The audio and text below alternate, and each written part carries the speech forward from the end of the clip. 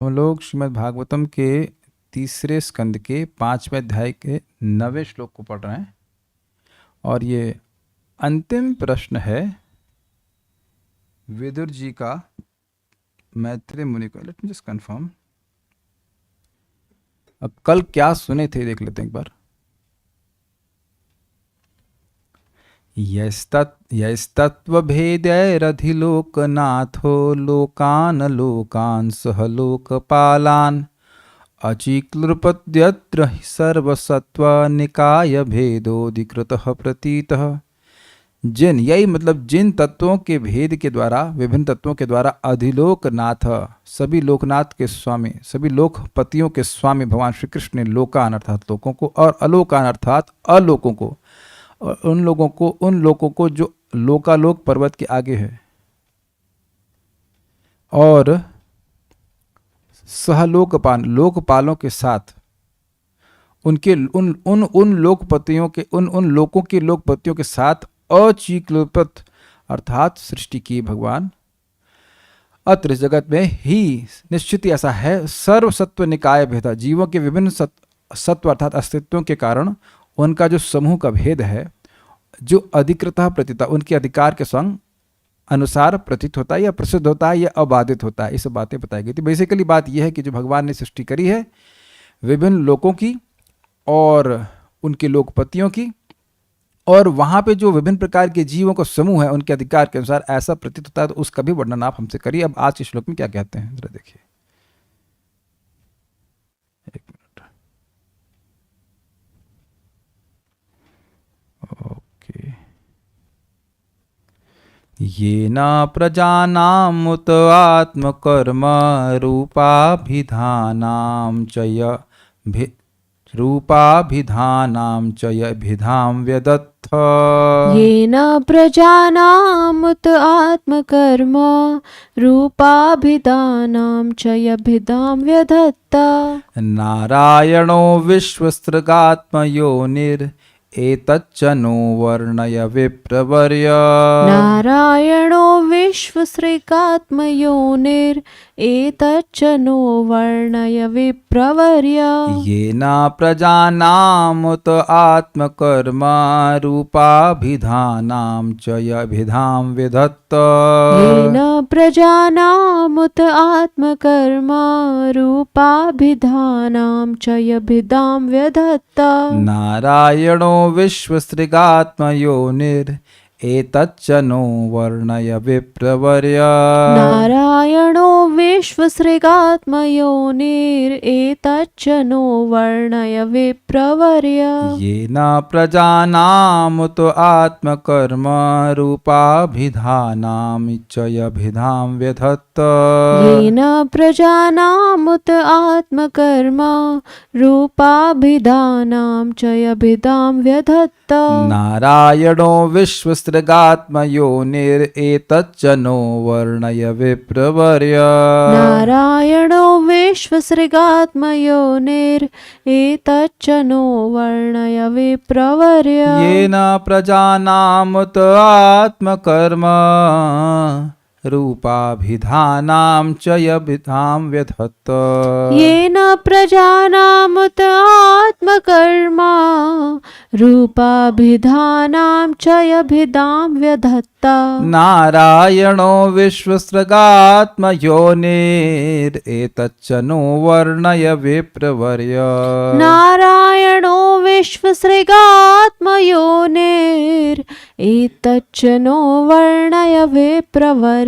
येन प्रजानामुत आत्मकर्म रूपाभिधानां च यभिधां व्यदत्त।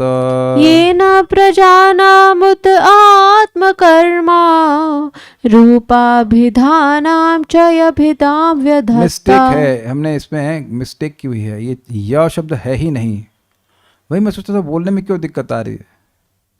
च ही है, यह गलत है, यह मत बोलिएगा। मैं वही सोचता था कि यह कहाँ से आ रहा है। जब मैं कर रहा था तभी मिस्टेक हो रही थी। यह नहीं है, यह नहीं आ रहा था ना, ये मिस्टेक है। प्लीज़ या को मत छोड़ दीजिए यार, नहीं इसमें। ये ना प्रजानामत आत्मकर्म रूपाभिधानाम च भिधाम व्यथत। येन प्रजानामुत आत्मकर्मा रूपाभिधानां च भिदां व्यधत्त। नारायणो विश्वसृगात्मयोनिरेतच्च नो वर्णय विप्रवर्य। नारायणो विश्वसृगात्मयोनिरेतच्च नो वर्णय विप्रवर्य। येन प्रजानामुत आत्मकर्म रूपाभिधानां च भिधां व्यधत्त। येन प्रजानामुत आत्मकर्मा रूपाभिधानां च भिदां व्यधत्त। नारायणो विश्वसृगात्मयोनिरेतच्च नो वर्णय विप्रवर्य। नारायणो विश्वसृगात्मयोनिरेतच्च नो वर्णय विप्रवर्य। येन प्रजानामुत आत्मकर्मा रूपाभिधानां च भिदां व्यधत्त। येन प्रजानामुत आत्मकर्म रूपाभिधानां च भिधां व्यधत्त। नारायणो विश्वसृगात्मयोनिरेतच्च नो वर्णय विप्रवर्य। नारायणो विश्वसृगात्मयोनिरेतच्च नो वर्णय विप्रवर्य। हे ब्राह्मण श्रेष्ठ। कौन है ब्राह्मण श्रेष्ठ? कौन बोल रहा है किसको?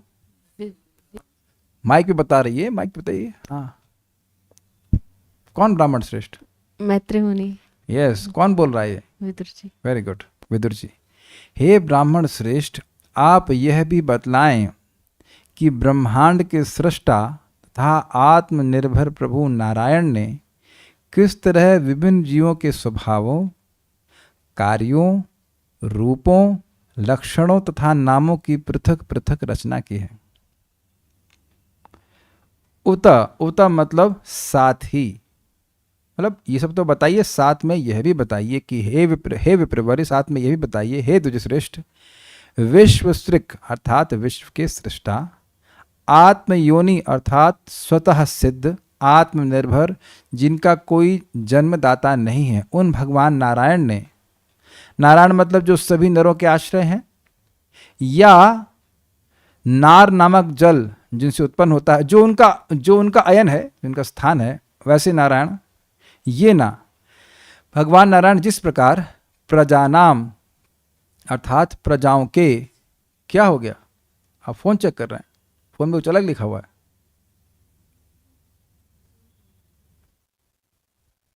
आप तो क्लास में बैठे हैं, आपको जूम की जरूरत क्या है? ठीक है। प्रजानाम यानी प्रजाओं के आत्मकर्म। अब इसको थोड़ा समझिए, आत्मकर्म का क्या मतलब होता है? देखिए, आत्म शब्द के कई अर्थ होते हैं, और उसमें एक अर्थ होता है स्वभाव, कंडीशनल नेचर। आत्मकर्म का एक अर्थ होगा भाई अपना कर्म, लेकिन अपना का मतलब क्या? अपने स्वभाव के अनुसार कर्म। इसीलिए यहां पे लिखा है नियत व्यस्तता। नियत मीन्स स्पेसिफाइड और व्यस्तता मीन्स ऑक्यूपेशनल ड्यूटीज। ब्राह्मण की जो नियत व्यस्तता है वह क्या है? यजन, याजन, पठन, पाठन, दान, प्रतिग्रह। एक ब्राह्मण का स्वभाव है कि वह यज्ञ करेगा, यज्ञ करवाएगा, स्वयं पढ़ेगा और पढ़ाएगा, उसको वो अच्छा लगता है, वही कर पा रहा है।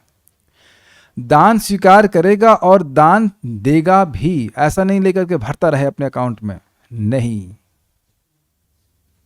समझ में आ गया?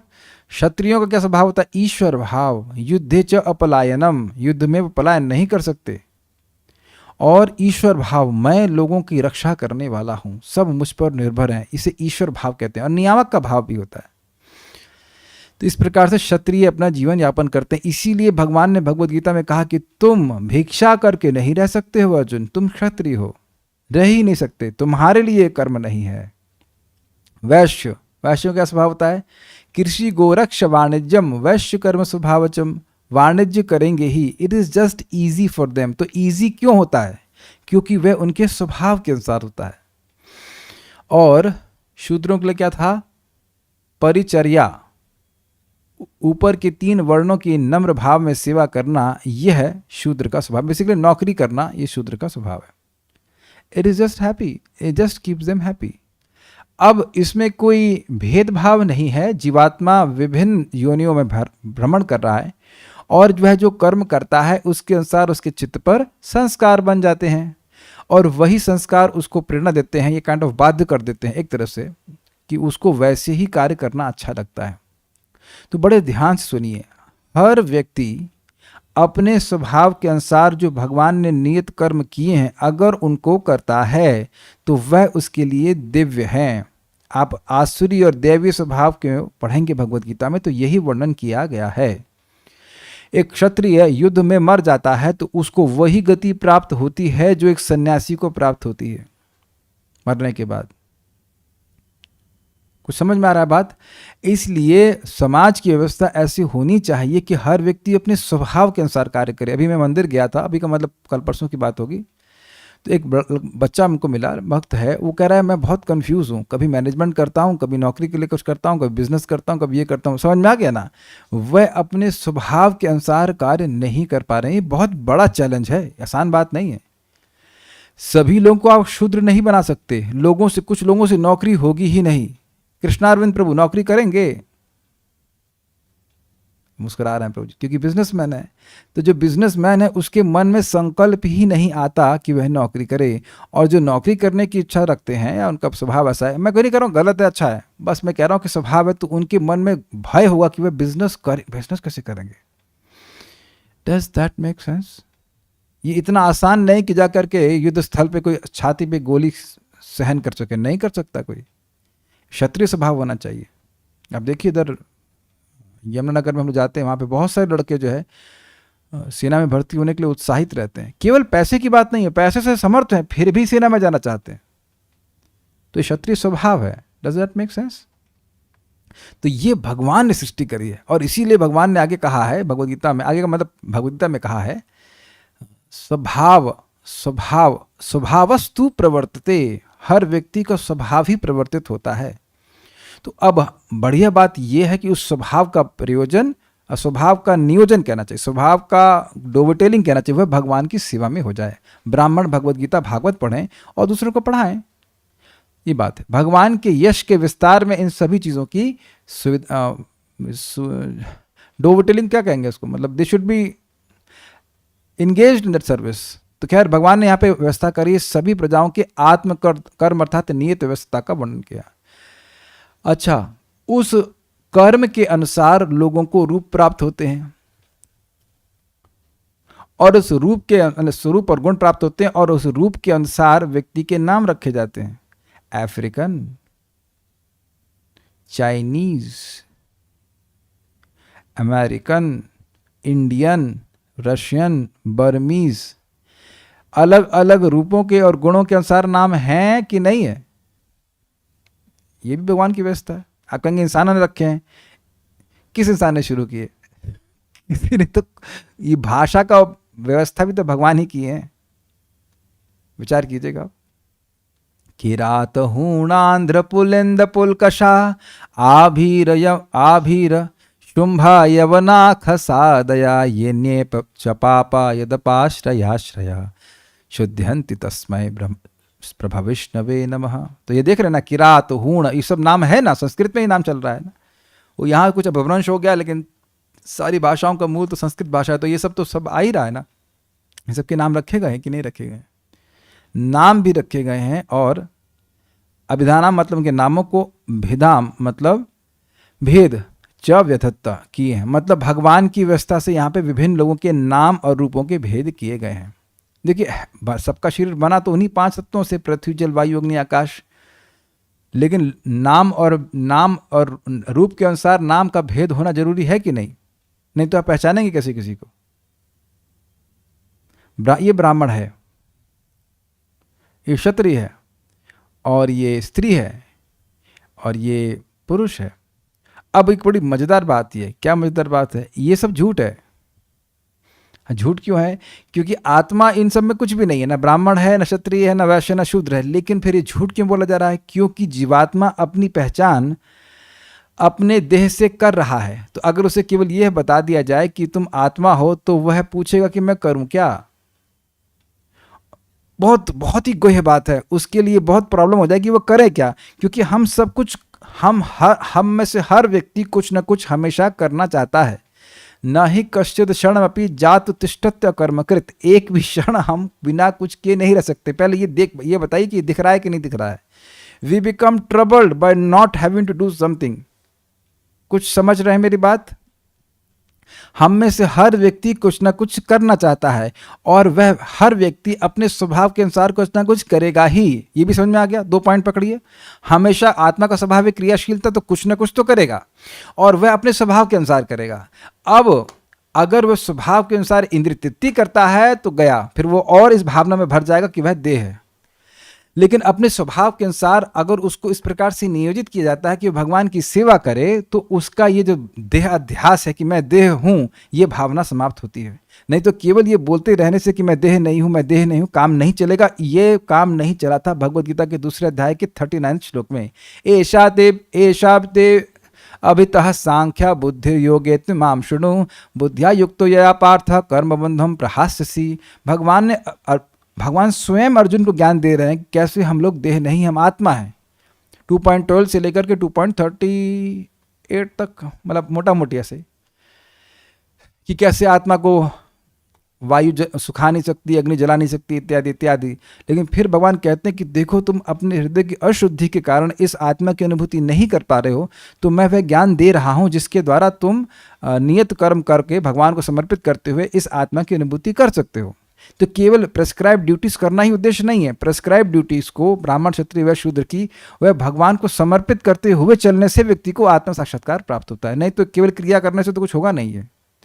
केवल क्रिया तो कर ही रहा है व्यक्ति, ब्राह्मण के रूप में, क्षत्रिय के रूप में, वैश्य के रूप में, तो उससे तो पवित्र नहीं हो रहा है। उनको भगवान को समर्पित करने की कला को सीखना होगा। मैं समझा पा रहा हूं क्या? अब मैं यहाँ पे कहूँ स्त्रियों हो, आप स्त्री नहीं हो, तब कहेंगे हम करें क्या फिर?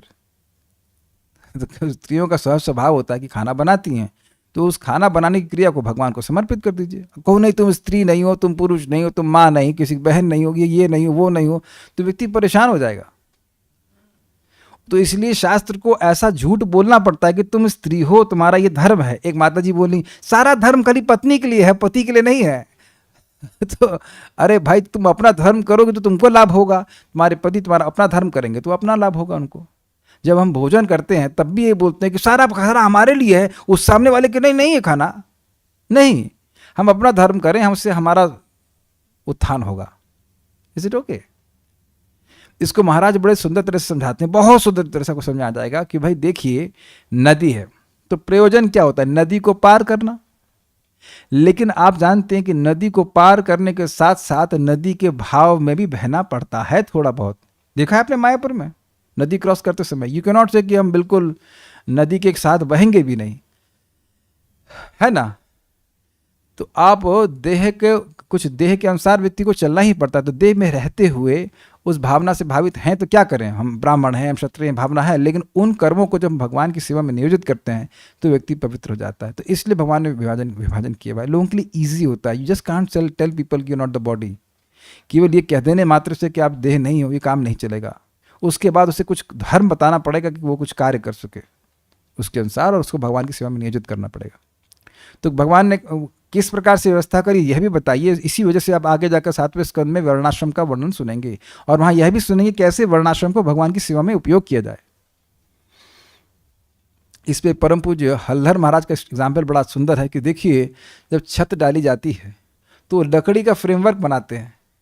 देखा है आपने? क्या कहते हैं उसको?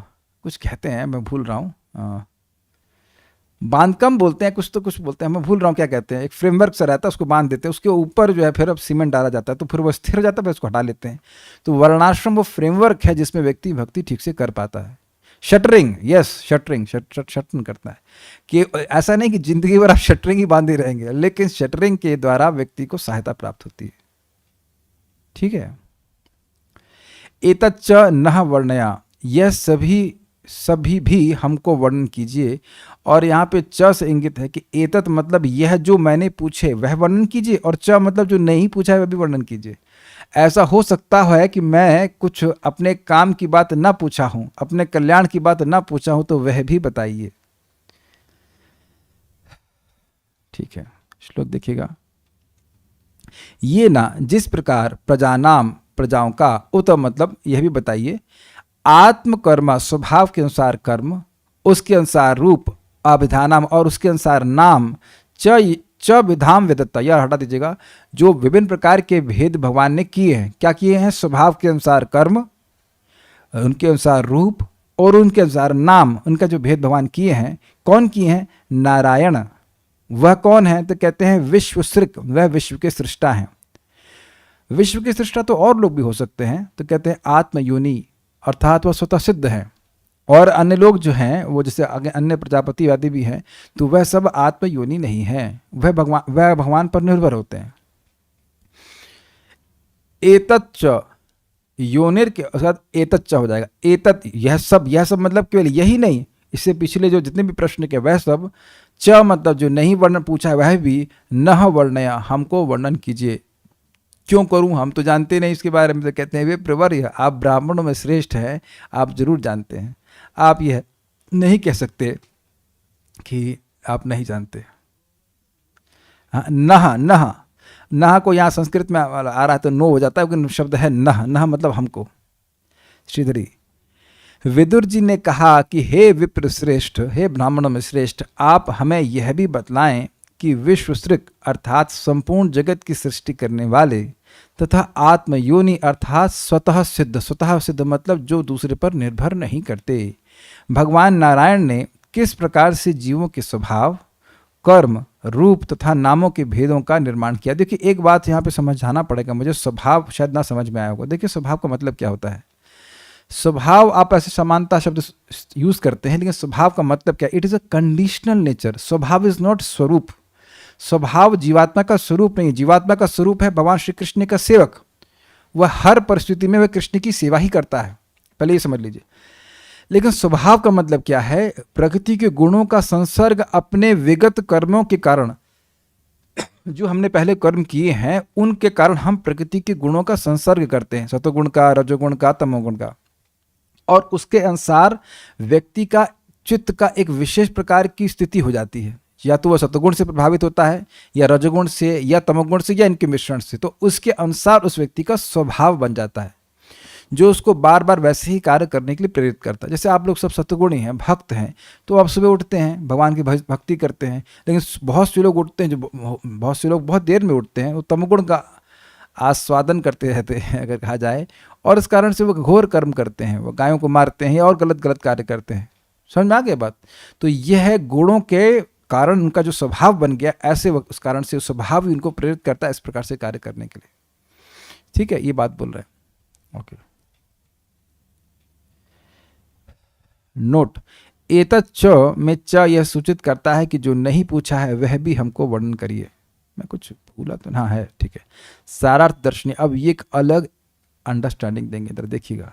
उत अर्थात यह भी बताइए, ये न अर्थात जिस प्रकार जीवों के आत्मा अर्थात स्वभाव, ठीक है, और उनके अनुसार कर्म। अब इन्हें आत्म कर्म को तोड़ा इस प्रकार से, आत्म मतलब स्वभाव, तो जो भगवान ने विभिन्न प्रकार के स्वभाव जगत में प्रस्तुत किए और स्वभाव के अनुसार कर्म। अब ये बहुत बड़ी बात है। क्यों? इस जगत में लोगों को अपना स्वभाव भी पता नहीं होता, और भगवान सबके स्वभाव को जानते हैं और उसके अनुसार उनको कर्मों में प्रवर्तित करते हैं। भगवान प्रेरणा दे रहे हैं कि तुम्हारा मतलब इस व्यक्ति का ये स्वभाव है तो ये ऐसे कार्य करेगा। Very nice. तो आत्म कर्म, स्वभाव और उसके अनुसार कर्म, एवं कर्म के अनुयायी रूप, जैसे देव, पशु, मनुष्य आदि आकृति। आप ये देखेंगे, और ये देखना भी, आप बिफोर आफ्टर का फोटो लगा लेना अपना। अब ऐसे वो करता नहीं कोई, लेकिन जब भक्ति में आते हैं तो देखिए कैसा चेहरा होता है। और आप 2-4 साल भक्ति कर लीजिए बढ़िया से, सुबह उठिए भक्ति करिए, तो चेहरा ही परिवर्तित हो जाता है। हम तो देख रहे हैं भक्तों का किस प्रकार से एकदम मुंह लटकाए रहते थे, ऐसे लग रहा है एकदम उदास से। And I am just surprise कि कैसे लोग, स्पेशली जो लोग सुबह उठे और जब किए, उनके चेहरे में ही परिवर्तन आ जाता है। इसी जीवन में उनके चेहरे में परिवर्तन देखा जाता है। उनके चेहरे पे एक विशेष प्रकार की शांति भी देखी जाती है। ऑल्दो नाक वाक तो ऐसी लगेगी जैसे थी पहले, लेकिन उसमें चेंज नहीं आएगा, लेकिन शांति महसूस की जाती है। ये प्रकट देखा जा रहा है, प्रकट देर हैप्पी। और वैसे भी अगर कोई व्यक्ति पहले का पुण्य किया रहता तो इस जगत में वह सुंदर होता है, वह बुद्धिमान होता है, ये सब देखा गया है। इस जगत में एक कभी कभी देखा जाता है किसी के पास धन का बहुत अभाव होता है, तो वह क्यों है? पहले कभी दान नहीं किया है, दूसरों से खूब खसोटा बोलते, घसोटा खींचा है, दिया नहीं है, तो अब इस बार देना ही पड़ेगा, वो हमेशा कर्जे में रहेगा। तो पहले का किया गया जो कर्म है उसके अनुसार व्यक्ति को विभिन्न प्रकार के रूप प्राप्त होते हैं। Is it okay? और उसी प्रकार से, हाँ, इसमें क्या कर्म है, क्या श्लोक है गीता का? ऊर्ध्वं गच्छति सत्वस्थ मध्ये तिष्ठन्ति राजस जगन्न गुणवृत्तिस्थ अधो गच्छन्ति तामस। जो सतोगुणी लोग हैं वह देवताओं के लोक में जाते तो वैसा रूप प्राप्त करेंगे, और जो रजोगुणी हैं वह मनुष्यों क्या प्राप्त जन्म लेंगे तो वह मनुष्यों का जैसा रूप मिलेगा, और जो तमोगुणी होते हैं वह अथ अर्थात पशु की योनि में जाते हैं। तो इसलिए भाई दुनिया को आप नहीं समझा सकते हो, हमें ये अपने को समझाना है कि हम इस बात को पढ़ करके, अब जो पहले किया सो किया, अलग बात है, अब जितना संभव हो सके पुण्य करना चाहिए। मैं बोल रहा हूँ संभव मतलब क्योंकि ऐसा करने की संकल्प और प्रयास के बाद भी पाप हो जाता है। कुछ समझ में आ रहा है? नहीं चाहते हैं तब भी पाप हो जाता है, तो कम से कम चाह करके पुण्य करना चाहिए। बैलेंस कर रहा है मैं क्या कहता हूं? अर्जुन ने प्रश्न किया था ना कि नहीं चाहते हुए पाप हो जाते, तो कम से कम चाह के पाप नहीं करना चाहिए। जबरदस्ती पाप करवा दिया जाए एक अलग बात है, लेकिन अपने से प्रयास करना चाहिए कि खूब भक्ति करें, खूब भक्ति करें, खूब भक्ति करें। भक्ति से बड़ा पुण्य कुछ है ही नहीं। याद हो गया ना श्लोक? तो याद हो गया होगा आपको। गोकोटि दानम ग्रहणे खगस्या प्रयाग गंगोदक कल्पवास यज्ञायुतम मेरु सुवर्ण दानम गोविंद कीर्तिर न समम शतांशे। ये आप बार बार क्यों बोलते हैं? क्योंकि हमको बार बार याद आता है, क्योंकि जिस दिन जब में रुचि ना हो तो कम से कम भैया पुण्य तो जा रहा है अकाउंट में, और इसका बड़ा प्रभाव है। जो पुण्यात्मा होता है उसके भगवान की कथा में रुचि होती है। एनीवेज, हम बात कर रहे थे कि रूप व्यक्ति को पुण्य के अनुसार मिलता है, तो कभी ये नहीं सोचना कि सुंदर रूप मिला है या बुद्धि मिली है तो वह सब एक्सीडेंटली मिला है। किसी को भी, आपको या किसी और को, वह मिला इसीलिए है क्योंकि वह पहले कुछ पुण्य किया। बहुत सुंदर श्लोक है। आगे क्या है? पूर्व जन्म कृतम दानम, ऐसे कुछ है कि पहले का किया गया दानम, पहले का किया गया कर्म अग्रे धावती धावती, उस व्यक्ति के आगे आगे भागता है। This is very nice, this is very nice. बहुत सुंदर बात है भाई। इस जीवन में अगर जैसे मैं यहाँ पे कुछ भगवान का ज्ञान दे रहा हूँ तो ये घूम करके मेरे पास आएगा। मुझे तो नहीं लग रहा है कि मैं इस जन्म में भगवान के पास जा रहा हूँ, मतलब वो हमने होप छोड़ दी है, हम आराम से भक्ति कर रहे हैं, जब पहुँचेंगे तो भगवान पहुँचा देंगे। लेकिन अगले जन्म की तैयारी कर रहे हैं कि भैया खूब ज्ञान बांटो। इसी जन्म में दिख रहा है ज्ञान बढ़ रहा है तो अगले जन्म का तो क्या ही नहीं। क्या ये भूल जाइए कि एक जन्म में जा रहे हैं। ज़्यादा क्या कहते हैं, होपफुल होने की जरूरत नहीं है इतने अच्छे नहीं कि हम लोग एक जन्म में चले जाएंगे। तो खूब दान करना चाहिए, भक्ति करनी चाहिए, अगले जन्म में बहुत काम आएगी। आप कहेंगे हमको डिस्करेज कर रहे हैं? नहीं, हम आपको रियलिटी स्टेटस बता रहे हैं अरे अभी समोसे में आ सकती है, कहाँ भगवत धाम जा रहे हैं। लेकिन पॉइंट इज दैट कि जब भी जाए, हमें एक बहुत अच्छी बात गुण भगवान हमको दे दी है कि धैर्य रखा है, धैर्य दे दिया है। बस जितना माला कर रहे हो माला कर सको, प्रसाद खाओ, अब बाकी सब भगवान पर छोड़ दो। जब कौन जाने चले जाए जन्म में, टेंशन लेने की क्या जरूरत है ना? ड्राइवर बढ़िया चला प्रभुपाद जी। लेकिन हम बात आपको खाली ये कह रहे थे कि जितना संभव हो सके प्रतिदिन, जितना संभव हो सके पुण्य करना चाहिए। पुण्य से मेरा मतलब है भक्ति, जितना हो सके। तो आगे सब हमारी आकृति बड़ी अच्छी होगी प्रभुपाद कहते हैं कि एक जन्म में भगवान के पास ना भी जगह जा सके, कम से कम देवता तो बन जाए देवता तो बन जाए, कम से कम नरक तो नहीं जाए। देव, पशु, मनुष्य आदि आकृति एवं सभी आकृतियों के अनुरूप अभिधा अर्थात नाम का भेद करने के लिए ही नारायण ही विश्व सृष्टि के लिए आत्मयोनि अर्थात ब्रह्मा हो गए, यह वर्णन करिए। बड़ा सुंदर बात है। बात यह है कि भगवान नारायण सीधे इस जगत में यह कार्य नहीं करते, वह ब्रह्मा जी के द्वारा इस कार्य को कराते हैं। ये सब विसर्ग कई बारे में वर्णन किया जा रहा है। देवताओं की सृष्टि, उसके बाद मनुष्यों की सृष्टि, इस जगत में पेड़ पौधे आदि की सृष्टि ये कौन करता है? ये ब्रह्मा जी करते हैं। तो कह रहे हैं वह भगवान नारायण विश्व सृक यानी विश्व की सृष्टि करने वाले आत्मयोनि। आत्मयोनि का मतलब क्या है?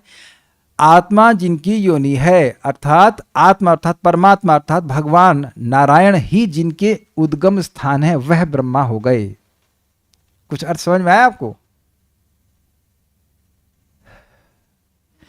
देखिए, भगवान नारायण विश्व सृक विश्व सृष्टा बन गए। कौन विश्व सृष्टा? आत्मयोनि। आत्मयोनि अर्थात ब्रह्मा जी बन गए। और ब्रह्मा जी बन करके विभिन्न स्वभाव, जीवों के स्वभाव के अनुसार उनका कर्म, उनके अनुसार उनके रूप और उनके अनुसार उनके नाम की सृष्टि किए। तो वस्तुतः यह सारी कार्य ब्रह्मा जी करवाए भगवान नारायण। भगवान नारायण ही तो ब्रह्मा जी को शक्ति प्रदान करते हैं सारे कार्य करने के लिए। आपको याद है दूसरे स्कंद में ब्रह्मा जी ने बोला था कि मैं सृष्टि करूं, लेकिन कभी यह भावना नहीं आई कि मैं स्वतंत्र सृष्टि करता हूं। और अगर आपको याद हो तो नारद जी भी ये प्रश्न किए थे, उसको बंद कर दीजिए, कि आप ऐसे सृष्टि करते हैं जैसे ऊर्ण नाभिर इव क्लमः, जैसे मकड़ी अपनी नाभि से ही ऊन की सृष्टि करती है बिना किसी परिश्रम के, बिना किसी परेशानी के वह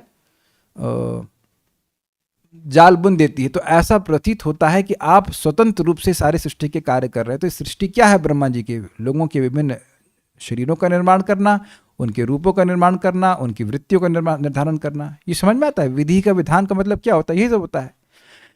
तो एक अर्थ था कि भगवान नारायण सृष्टि कर रहा है, जो कि सही है, लेकिन एक और अर्थ यह है कि नारायण भगवान ब्रह्मा बनकर अर्थात ब्रह्मा जी को शक्ति प्रदान करके विश्व सृष्ट होने की, और वह विश्व सृष्टा कौन है? आत्मयोनि अर्थात ब्रह्मा जी।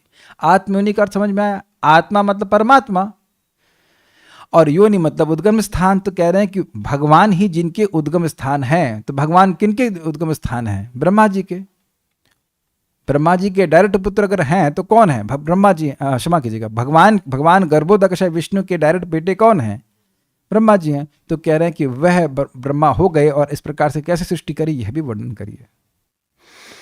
श्लोक इजी छोटा लगता है, लेकिन बातें थोड़ा समझने में समय लग सकता है। नेक्स्ट, बाल प्रबोधनी। विश्व सृष्टा तो अन्य भी हो सकते हैं। यदि यह शंका हो तो उसको निरस्त करते हुए कहते हैं आत्मयोनि अर्थात जो स्वयं ही अपने कारण है, अर्थात जो स्वतः सिद्ध है। ये अर्थ है।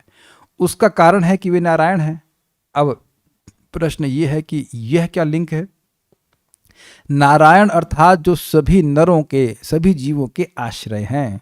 जो सभी के आश्रय हैं वह सभी के आश्रय तभी हो सकते हैं ना जब वो स्वतः सिद्ध हों। समझ में आया? अगर मेरा आश्रय कोई और है तो मैं सभी का आश्रय हुआ नहीं, क्योंकि मेरा आश्रय कोई और है ना, मैं उसका आश्रय तो नहीं हुआ ना। तो महात्मा स्वतः सिद्ध नहीं है ना उसमें। ये समझ में आया आपको? क्यों? इसीलिए नाम रख रहे हैं नारायण। भगवान नारायण सभी के आश्रय हैं, इसलिए उनको आत्मयोनि कहा जा रहा है। ठीक है। अब ये बड़ा सुंदर है। पानी थोड़ा सा,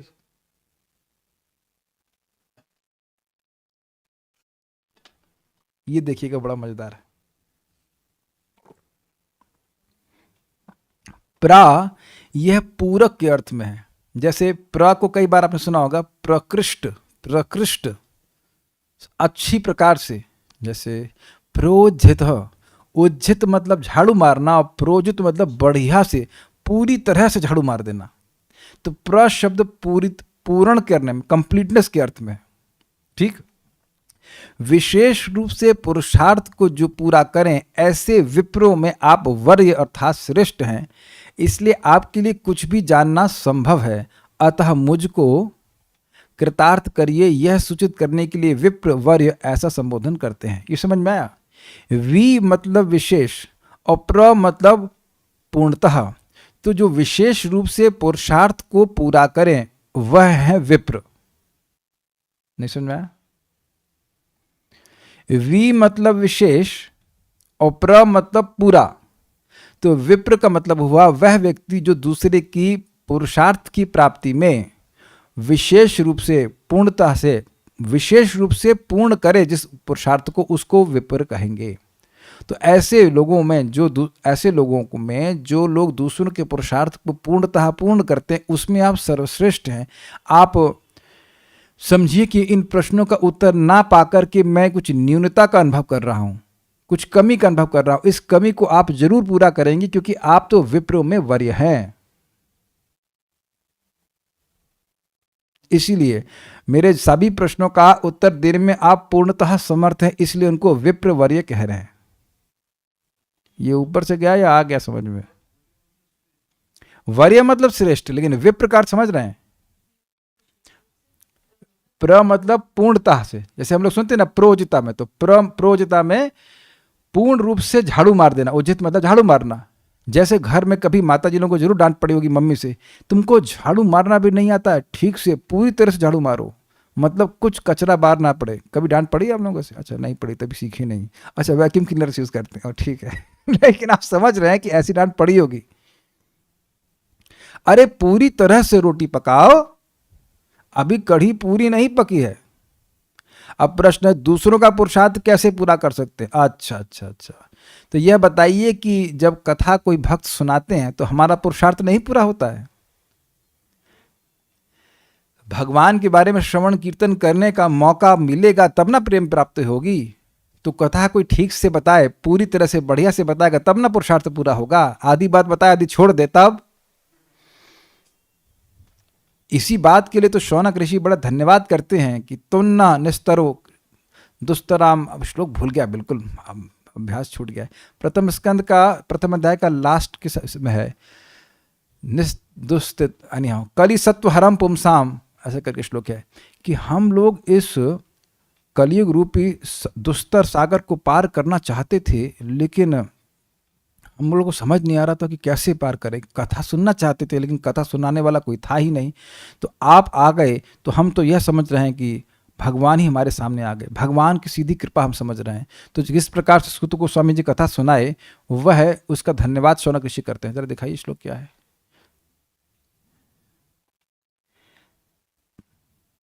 त्वं नः संदर्शितो धात्रा दुस्तरम निस्थितिर्षिताम कलिम सत्वहरम पुंसाम कर्णधार इवार्णवम। प्रथम स्कंद प्रथम अध्याय 22वां श्लोक है। वो कहते हैं कि भगवान की इच्छा से ही, शौनक ऋषि कहते हैं कि हम तो ये मानते हैं कि भगवान की इच्छा से ही आप हमारे सामने प्रकट हुए हैं, क्योंकि आप हमारे लिए एक कैप्टन के समान हैं, कर्णधार इवा। तो जो हमारी नैया को पार लगाएंगे, कहने का मतलब ये कली जो है वो एक ऐसे सागर के समान है, इसे पार करना बड़ा कठिन है, और ये लोगों के सारे सत्वगुण को नष्ट कर रहा है। तो कहने का अर्थ था कि कथा बोल करके, ठीक से भगवान के बारे में वर्णन करके व्यक्ति को पुरुषार्थ की प्राप्ति कराई जाती है।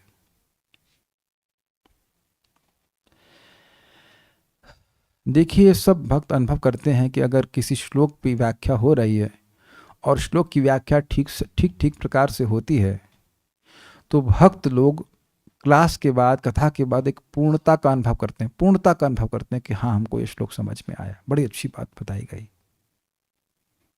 तो क्या ये पूर्ण करना नहीं है? हर व्यक्ति एक खाली ग्लास लेके आता है कि नहीं, जो क्लास में आता है कि भाई हमको ये श्लोक में कुछ समझना है, तो उसको पूरा जब भरा जाएगा तो व्यक्ति तृप्त अनुभव करता है कि नहीं? अलम बुद्धि नहीं करता है, लेकिन तृप्त, हाँ अच्छा से बताया गया। अलम मतलब बहुत हो गया, नहीं सुना, ऐसा नहीं है, लेकिन तृप्त अनुभव करता है कि हाँ, इसकी व्याख्या ठीक प्रकार से करी गई। तो जो प्रश्न विदुर जी ने करे हैं, उसका जब सही सही उत्तर मिलेगा तो पुरुषार्थ मिलेगा कि नहीं? अरे भाई, यही तो श्लोक था ना, सुखाय कर्माणि करोति लोको नतः सुखम वा निद पारमम वा विंदेत भूयः, हाँ, विंदेत भूयः दुखम, वंदित भूया एवं दुखम। उसके बाद क्या है, भूल गया श्लोक, लेकिन कह रहे हैं कि लोग सुख की प्राप्ति के लिए प्रयास कर रहे हैं, पुरुषार्थ की प्राप्ति के लिए प्रयास कर रहे हैं, लेकिन उनको सुख मिल नहीं रहा है और दुख की ही प्राप्ति हो रही है। इसलिए यह जो युक्त हो उसको आप हमसे कहिए। तो ये पुरुषार्थ की तो रिक्वेस्ट कर रहे हैं। तो जिसको ज्ञान होगा वह ना ठीक से बता पाएगा, इसलिए कह रहे हैं विप्रवर्य। दूसरा बात यह है कि विप्र मतलब उदार हैं आप बताएंगे भी, ऐसा नहीं कि पूछ लिया जाएगा और चुप बैठे रहेंगे, नहीं, आप बताएंगे। तात्पर्य, प्रत्येक जीव प्रकृति के गुणों के अनुसार अपनी सहज प्रवृत्तियों की योजना के अंतर्गत है। ये समझ में आ गया सब लोग को? इसकी व्याख्या कर रहा था मैं। कोई व्यक्ति अच्छा है बुरा है, तो अच्छा बुरा जो आप बोलते हो इस वजह से है क्योंकि उसने पहले ऐसे कर्म किए हैं, उसके कारण उसका ऐसा स्वभाव बन गया कि वो कोई क्रोधीला है या कामी है, क्रोधीला है, या जो भी है, उसकी हिसाब से वो प्रवृत्त होता है। उसके कार्य प्रकृति के 3 गुणों के अनुसार अभिव्यक्त होते, इसकी व्याख्या भी मैंने भी अब कर दी थी आपके सामने। और उसका स्वरूप तथा शारीरिक लक्षण उसके कर्म के अनुसार गढ़े जाते हैं और उसका नाम उसके शारीरिक स्वरूप के अनुसार प्रदान किया जाता है। उदाहरणार्थ, उच्च जाति के लोग श्वेत या शुक्ल होते हैं और निम्न जाति के लोग काले होते हैं। यह गोरे काले का विभाजन मनुष्य के जीवन के श्याम तथा शुक्ल कार्यों के अनुसार होता है, अर्थात पवित्र या पाप कार्यों के अनुसार। पवित्र कार्यों से मनुष्य का जन्म अच्छे तथा उच्च परिवार में होता है, वह धनी बनता है, विद्वान बनता है और सुंदर शारीरिक स्वरूप प्राप्त करता है। अपवित्र कार्यों से मनुष्य वंश की स्थिति के फलस्वरूप निर्धन बनता है। अब एक भक्त बता रहे थे कि कोई व्यक्ति बहुत मतलब उनको कर्जा बहुत चढ़ा है, उनका जॉब चला गया, ये हो गया, तो भाई जब वह कुछ गलत कार्य किए होंगे तो उसका फल मिलेगा ना। तब हम लोग कंप्लेन करते हैं, जब हम लोग गलत कार्य करते तब नहीं कंप्लेन करते हैं। तो इसलिए स्पष्ट लिखा गया है। ओके, सदैव अभावग्रस्त रहता है, मूर्ख या अशिक्षित रहता है और कुरूप शरीर पाता है। विदुर ने मैत्रेय से अनुरोध किया कि वे भगवान नारायण द्वारा निर्मित समस्त जीवों के इन अंतरों का वर्णन करें। अब एक बहुत इंटरेस्टिंग बात है, जब ये सब बात यहाँ प्रभुपाद कह रहे हैं तो कहीं कोई व्यक्ति यह ना सोचने लगे कि वो काला है तो भजन नहीं कर सकता, या वह गोरा है तो भजन कर सकता है, गरीब है तो नहीं कर सकता है और अमीर है तो कर सकता है। ये बात नहीं कह रहे हैं। हमारे विभिन्न कर्मों के अनुसार हमें विभिन्न प्रकार की स्थिति प्राप्त है। मान लीजिए मैं बहुत कामी हूँ या क्रोधी हूँ या लोभी हूँ, जो कुछ हो, तो क्या भगवान का भजन कर सकता हूँ? जी हाँ, क्योंकि ये सारे उपाधियाँ ही हैं। बहुत ध्यान से सुनिएगा बात, इस बात को प्लीज समझ लीजिएगा। मैं गुणों में हूँ, और मैं यहाँ तो मैं का मतलब अपनी बात कर रहा हूँ उसमें तो है ही, मैं गुणों में हूँ, लेकिन इसका अर्थ यह नहीं है कि मैं निर्गुण वस्तु का सेवन नहीं कर सकता। क्या ये बात एकदम क्लियर हो रही है? चाहे व्यक्ति कितना भी तमोगुण में हो, ऐसा नहीं है कि वह कल सुबह 4 बजे उठ ही नहीं सकता, क्या मंगल आरती जा ही नहीं सकता। हमारा अनुभव है साक्षात कि मंदिर में रहते हैं, मंदिर में रह रहे थे, मंगल आरती में जा रहे थे तो कुछ लोग शराब पी के भी घुस जाते थे मंगल आरती में, बाहर के लोग, आपने देखेंगे उसे ऐसे ही मतलब। और शाम को तो बहुत सारे लोग आते हैं, हर तरह के लोग आते हैं। ऐसा नहीं है कि हमारी कोई उपाधि अभी चिपकी हुई है हमारे संग, स्त्री पुरुष गरीब या अशिक्षित जो कुछ भी है, उसकी वजह से हम भक्ति नहीं कर सकते। ये दिमाग से बिल्कुल बाहर निकाल दीजिए, क्योंकि ये बिल्कुल निर्गुण वस्तु है। और यदि जैसे हम लोग विभिन्न गुणों का सेवन करके उन गुणों के कारण वशीभूत से हो गए हैं, हमारा स्वभाव भी वैसा ही बन गया है, ऐसे ही निर्गुण वस्तु का सेवन करते करते एक दिन हम लोग पूर्णतः निर्गुण हो जाएंगे। मैं ये क्यों कह रहा हूँ? भक्त लोग ऐसा सोच सकते हैं कि जब हम पूर्णतः शुद्ध हो जाएंगे तब हम भगवान के बारे में बोलेंगे। That is wrong. भगवान का नाम उच्चारण करना, भगवान की कथा को कहना, यह निर्गुण कार्य है। भगवान का भोजन को, जो भगवान को भोग अर्पण होता है, उसको ग्रहण करना, ये सब निर्गुण है। और इनका सेवन करने से ही हम निर्गुण अवस्था को प्राप्त हो जाएंगे। हमारा स्वभाव भी चेंज हो जाता है। ऑल्दो काफी समय तक हमें अपने स्वभाव को ही भगवान की सेवा में लगाना होता है, समझ रहे हैं? जैसे ब्राह्मण तो ब्राह्मण की तरह कार्य करे, वैश्य तो वैश्य की तरह कार्य करे, लेकिन एक समय आएगा जब हम गुणों के पूरी तरह पार चले जाएंगे, हमारा स्वभाव हमको परेशान नहीं करेगा। Very nice. एक बार एक व्यक्ति था, बहुत क्रोधीला था, तो प्रभुपाद ने कहा तुम भक्तों से झगड़ा मत करो, जाओ हरिद्वार जाकर के मायावादियों से झगड़ा करो, अगर तुम झगड़ा ही करना चाहते हो तो। मैं ये सब बातें क्यों कह रहा हूँ? हम लोग का एक पूरा ग्रुप है और लार्ज स्केल पर सब भक्तों का ग्रुप है। सब लोग एक ही प्रकार की सेवाओं को पसंद नहीं करेंगे।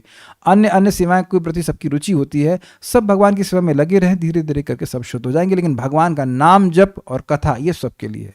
अगर इसको ड्रॉप कर दिया तो फिर ठीक नहीं रहेगा, तब गड़बड़ हो जाएगा। ये बहुत बड़ी शिक्षा हमको प्राप्त हो रही। जो भी हमने कर्म किया, जैसा भी हमको देह प्राप्त हुआ, हम यह देह नहीं है। जब हम भक्ति करें तो ये याद रखना चाहिए कि हम यह देह नहीं है, हम देह के द्वारा भगवान की सेवा कर रहे हैं। भाई जैसे मैं यहाँ कुछ बोल रहा हूँ तो जो काले लोग हैं उनको कम सुनाई पड़ रहा है, please raise hands it's like that. या जो गोरे हैं उनको अधिक सुनाई पड़ रहा है, जो गेहुए हैं उनको आधा आधा सुनाई पड़ रहा है। ऐसा तो नहीं है, सबको बराबर सुनाई पड़ रहा है ना? और अद्भुत बात तो यह है कि जो लोग पढ़े लिखे नहीं हैं वह भी भाषा समझते हैं। मेरी भाषा समझ में आई? जो ग्रामर, अब मेरी हिंदी क्या आप हिंदी ग्रामर पढ़ करके समझ रहे हैं? नहीं। ये अद्भुत बात है कि जो लोगों को पढ़ना लिखना नहीं आता वह भी सुन करके समझ लेते हैं। ये अद्भुत चीज है, अमेजिंग है ये, है ना? तो वह तो कम से कम सुन करके भगवान की बात समझ सकते हैं, हरे कृष्ण मंत्र जप कर सकते हैं, तो वहां तो कोई दिक्कत है नहीं। भगवान का प्रसाद तो सभी लोग खा सकते हैं। और जितना एक पढ़ा लिखा व्यक्ति अविद्या से ग्रसित है, उतना ही एक अनपढ़ व्यक्ति भी अविद्या से ग्रसित है। जैसे बुखार दोनों को बराबर रूप से होता है ना? और नहीं भाई, वो कोविड तो केवल जो बिल्कुल अशिक्षित लोग हैं, जो पढ़े लिखे नहीं, बस उन्हीं को पकड़ेगा। This is ridiculous. और वैसे ही पैरासिटामोल या जो भी दवा है वो सब पर बराबर से कार्य करती है। बट इंटरेस्टिंग, जैसे हम हरिद्वार के वैद्य जी के पास जाते हैं, वो 1-2-3 सेकंड में सबके बारे में जान लेते हैं, मतलब जो भी व्यक्ति सामने आता है। तो वो यह नहीं पूछते पढ़ाई कहाँ तक की है, इज इट नॉट अमेजिंग, पढ़ाई कहाँ तक की है? नहीं, सबको बराबर से उनके मतलब अनुसार दवा दिया करते हैं। इसी प्रकार से वैष्णव कभी ये नहीं सोचना चाहिए कि ये व्यक्ति तो गृहस्थ है या ये तो ब्रह्मचारी है या ये नहीं, सबको बराबर से अविद्या पकड़ी हुई है। क्योंकि सभी लोग तो अपने को देही मान रहे हैं, और सबकी बराबर से दवा क्या है? हरे कृष्णा कृष्ण कृष्ण हरे हरे, हरे राम राम राम हरे हरे। अब ये जो नेक्स्ट मैसेज है ये केवल गृहस्थों के लिए है। हाँ, महाप्रभु से पूछा गया कि गृहस्थों को उद्धार कैसे होगा, तो बोले वैष्णवों की सेवा और हरि नाम के जप के द्वारा। तो कोई यह कहे कि मैं गृहस्थ होकर के नाम जप नहीं कर सकता, तो ये गलत है। भगवान सबसे अच्छा जप तो गृहस्थों को करने के लिए बोल रहे हैं, क्योंकि वो ज़्यादा माया में है, डोज डबल होना चाहिए, है ना? तो सभी लोग भागवतम को सुने, नाम जप करें, और इस प्रकार से स्वयं देखेंगे कि ये जो उपाधि है वे धीरे धीरे डिसॉल्व हो रही है। You will directly see. Okay, तो बहुत बड़ी शिक्षा हमने यहाँ से श्लोक से ग्रहण करी। अब कुछ प्रश्न या कमेंट है तो मैं दे लेता हूँ। षट गोस्वामी के विषय में बता दीजिए। नहीं बताएंगे, अभी हम षट गोस्वामी के बारे में चर्चा नहीं कर रहे हैं। जो घर से संपन्न है लेकिन वो हमेशा कर्ज में रहता है, तो कौन सा कर्म का फल होता है? घर से संपन्न है, हमें घर से मतलब घर भी संपन्न है और फिर भी कर्जे में रहता है। देखिए, इसका एक ही मात्र कारण हमको समझ में आता है, वो ये है कि वह इच्छाओं के कर्ज पे है। जैसे मैं अब एग्जाम्पल दे रहा हूँ, ऑलमोस्ट 1 साल हो गया हमने, 1 साल क्या, हाँ 22 अप्रैल, हाँ 1 साल हो गया तो हमने फ्रेंच फ्राई नहीं खाए थे। आज खाए भी तो कितने खा लिए? 500 ग्राम आलू के। तो अब आप बताइए कि खाने की इच्छा अगर आप पकड़ें तो कितना हो जाएगा? क्या 6 किलो आलू के खा लेंगे? और 6 किलो आलू क्या रेट है? 150 रुपया मात्र। तो अपने जीवन यापन के लिए तो व्यक्ति को तो बहुत कम चाहिए ना। कितना भी पैसा किसी के पास हो, व्यक्ति कितना खा सकता है? नींद के लिए 3x6 का स्पेस चाहिए, चलो बहुत होगा, बहुत बड़ा रूम होगा। आज वाकई में अपने छोटे से घर, छोटा कह लीजिए बड़ा कह लीजिए, मेरे रेफरेंस में वो काफी बड़ा घर है, 2 रूम है, उसमें सोचते हैं बहुत बड़ा है ये, मेरे जीने के लिए तो पर्याप्त है। तब मैं एकदम से मैंने स्ट्राइक किया कि भाई ऐसा सब लोग क्यों नहीं सोच पा रहे हैं? महल पे महल क्यों बनवाए जा रहे हैं? आप प्लीज इसको बहुत गंभीरता से लीजिए, क्योंकि व्यक्ति हमको बोल रहे थे कि बहुत प्रभु जी कमी है कि हमने क्या, वो और मकान के लिए कर्जा ले लिए, वो और मकान के लिए कर्जा ले रहे हैं। भाई जिसमें रह रहे उसमें तो पूरा रह लो ना जिंदगी भर। सो द पॉइंट इज, जो कर्जा ले रहा है वो इसीलिए कर्जा ले रहा है क्योंकि उसकी इच्छाएं हैं, उसके ऊपर इच्छाओं का कर्जा है, धन का कर्जा नहीं है। मेरी भाषा समझ में आई कुछ? इच्छाओं का कर्जा होता है, इच्छाओं का कर्जा होता है। नहीं तो व्यक्ति बहुत सिंपल तरह से रहेगा, जितना भगवान दे रहे हैं उसके हिसाब से रहता है। क्या सुना होगा अपने, कहावत है, उतना पांव पसारिए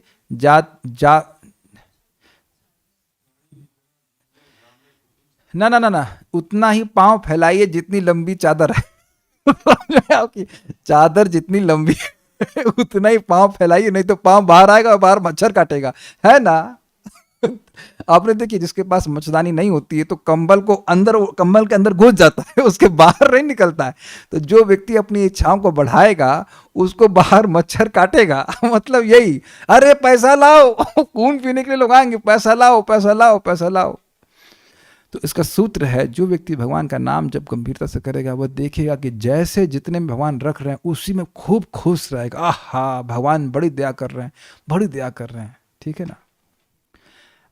मेरे बोलने से काम नहीं चलेगा। जो जाप करेगा और भगवान की कथा सुनेगा और इन्हीं आगे के श्लोकों में आएंगे, हर चीज से आप अनमनस्क हो जाएंगे, हर चीज से, एवरीथिंग। क्योंकि ये प्रकट दिखेगा कि मैटर से मेरी खुशी नहीं आती। I may engage in matter but in that engagement does not give me any satisfaction. यद्यपि मैं बहुत पदार्थ में नियुक्त हो भी जाऊं, लेकिन यह मुझे कोई सुख नहीं दे रहा।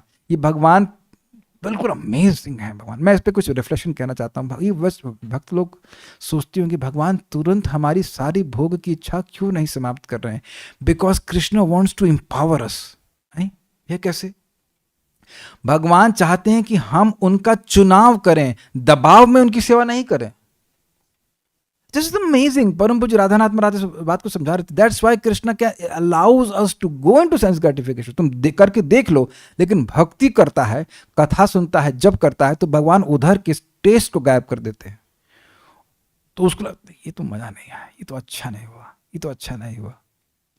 This is amazing mercy of Krishna.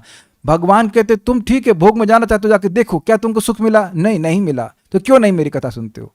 कथा सुनो, जब करके कितनी संतुष्टि मिलती, प्रकट देखा जा रहा है, संतुष्टि मिलती है। और एक दिन ऐसा आता है कि व्यक्ति बिल्कुल निष्ठ रहता है। एक बात और मैं और कहूंगा, बिल्कुल बड़ी इंटरेस्टिंग बात बताऊंगा आपको। हम लोग सुनते हैं कि रोज भागवत सुनने से या रोज भी कोई कार्य करते हैं तो उसका स्थायी प्रभाव होता है। तो प्रश्न होगा कि रोज कथा सुनने का क्या स्थायी प्रभाव होगा? स्थायी प्रभाव यह होगा कि हम रोज कथा सुनने लग जाएंगे। समझ में आया? रोज कथा सुनने का यह स्थायी प्रभाव है कि आप रोज कथा सुनने लग जाएंगे और उसके बिना बेचैन होने लग जाएंगे। और ये बहुत से भक्तों में होता हुआ देख रहे हैं। क्या ये आप देख पा रहे हैं? और यह है रोज कथा सुनने का प्रभाव। भक्तिर भवती नैष्ठिकी, विक्षेप का अभाव, which means you have taste, which means you have Krishna's mercy. कुछ और भी भक्त लोग कहना चाहते हैं?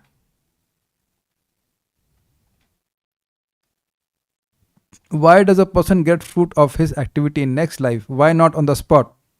मतलब कि अगर किसी ने पिछले जन्म में बुरा कार्य किया है तो अगले जन्म में सजा क्यों? Why not on the spot?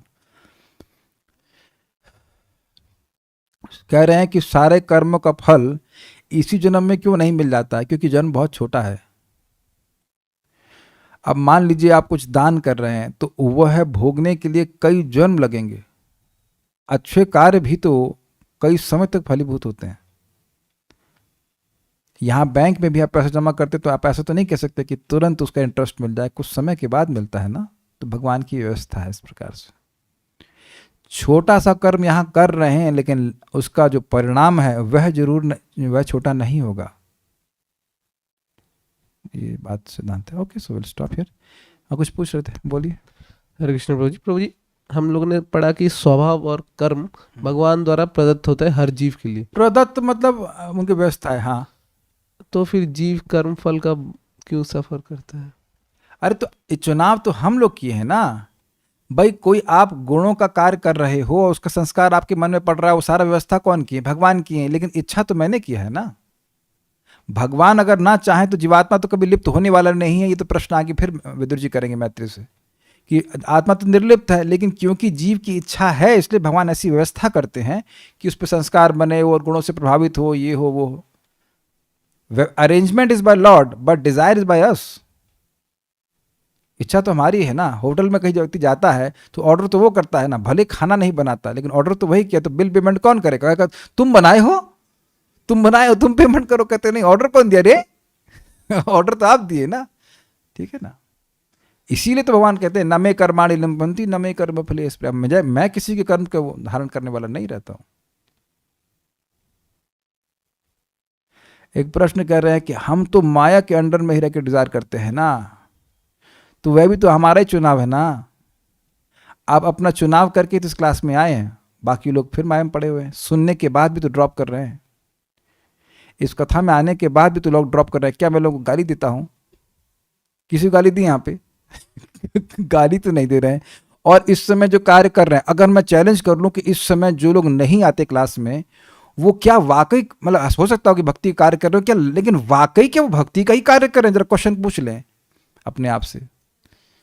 या जरूरी है कि वो कथा ही सुन रहे हैं उस समय? बहुत डाउटफुल है कि वो कर रहे हो, फिर भी नहीं यार, चॉइस उनका। हमको बहुत बढ़िया शिक्षा प्राप्त हुई है, एक मिनट बचा हम बता देते हैं भाई। जब सारा कुछ सही देने के बाद भी अगर किसी को नहीं समझ में आ रहा है, तो फिर तो विधाता का ही विधान है, मैं क्या कर सकता हूं। And this has helped me to be very composed. सारी सुविधा दे दी है, सब कुछ है। देखो ना, भक्त लोग कार में भी सुन सकते हैं, क्या कार में पढ़ भी सकते हैं? नहीं पढ़ सकते। लेकिन इतनी सुविधा देने के बाद कि घर बैठे कथा डिलीवर हो रही है, फिर भी अगर कोई कथा ना सुनने आए तो क्या कर सकते हैं? मैं एक बहुत बहुत बढ़िया बात बताऊंगा, जब शाम के जब के समय भगवान ने मुझे कुछ बताया इस तरह से, मतलब बताया इन सेंस रिफ्लेक्शन आया मन में कि देखिए, दो पार्टियां हैं, दोनों लोग मिसाइल मार रही हैं। तो हो सकता है कि एक व्यक्ति अपने एयर डिफेंस सिस्टम के द्वारा, मेरा कुछ स्टाइल है मिलिट्री के बारे में रिसर्च करने का, उन मिसाइल्स को तोड़ दे। तो मान लो किसी ने मिसाइल फेंकी तो आपने उसको खत्म कर दिया। लेकिन अगर आपकी मिसाइल आप फेंक रहे हो, सामने वाले पास वो डिफेंस नहीं है, तो जीतेगा कौन? आप जीतेंगे कि नहीं? तो माया बहुत सारी मिसाइल फेंकती रहती है, काम क्रोध लोभ, लेकिन हमारे पास एक बहुत बड़ा डिफेंस सिस्टम है, क्या? भगवान के भक्तों का संग। और हमारी जो मिसाइल है उसके पास, उसके अगेंस्ट माया के पास कुछ भी नहीं है। क्या है? हरे कृष्णा कृष्ण कृष्णा हरे हरे, हरे राम राम राम हरे हरे। कुछ नहीं कर सकती माया।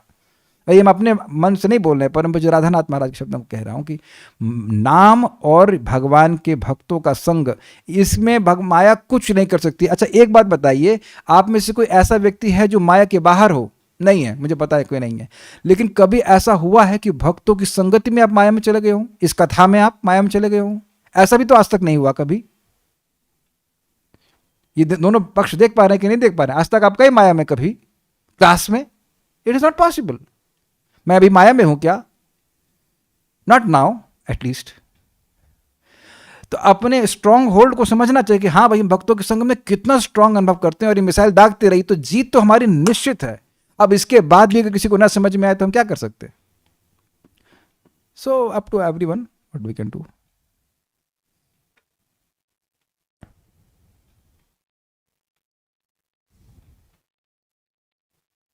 ठीक है, सो विल स्टॉप नाउ।